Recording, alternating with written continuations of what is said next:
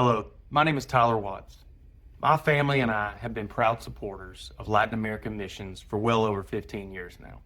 Through the course of those 15 years, I have been fortunate enough to go on several mission trips down to Central America. A few of those have been Yes to campaigns. The word YES is an acronym that stands for Youth Evangelistic Servant. When Ben told me about the opportunity that our congregation is about to have to send a group on one of these campaigns, I had an awesome rush of thoughts, emotions, feelings that all came through my head. I thought that I would share a few. The first is of a gray-headed, old burly man who, when he was in Central America, always had a hard time not sweating. He would sweat so much that he'd have to wear these bandanas around his head to keep the sweat from dripping out of his face. He quickly began to collect bandanas and keep a few dry ones in his pocket. When I asked him one time, "Hey Dad, what's the deal with all these bandanas?" He simply looked at me and said, "When I'm out in the mission field and I'm sweating, I don't want anything from preventing me from preaching God's word." He said, "If I need to, I'll reach in my pocket, grab out a dry one, wipe my face off, and keep moving." The second was of this thing. We were in Costa Rica, and a young lady gave me this. At the end of the week, there's normally a dinner, and so she came up and gave this to me. And I said, "Well, thank you." She said, No, it's an iron." I said, like, what do you mean iron? She said, "Hey, you know the iron like your clothes?" She said, yeah, that's it. I said, "Well, thank you." She said, No, you don't understand. She said, an iron, the bottom of the iron is like steel. She said, "I hope your soul is like steel against the devil." She said, "I also know that an iron can get hot." She said, "I hope your soul is that hot for Jesus every day of your life." The last is a story about a guy named Juan. In the Dominican Republic, I had the fortunate privilege of being a team leader. And what that means is I was responsible for 5 or 6 people as we would go into the community with a translator to have Bible studies, knock on doors, things of that nature.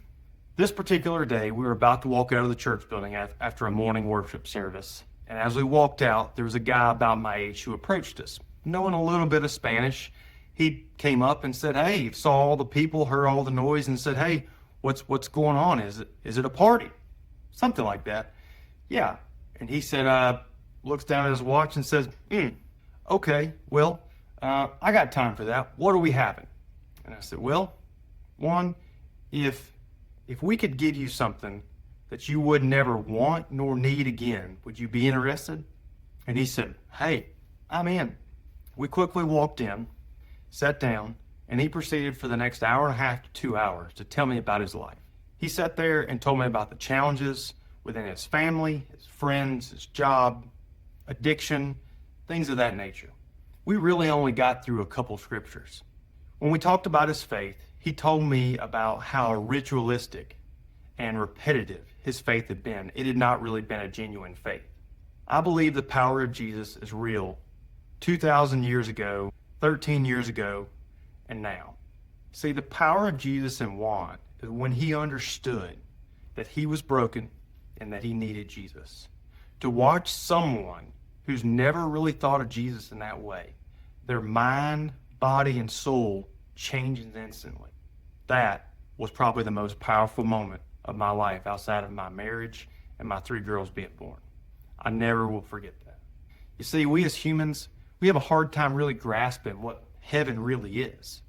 I think if you're fortunate enough to go on one of these campaigns, you're going to come in contact with people who don't speak your same language, not from the same culture, not the way that you grew up, any of those things. You're just totally different.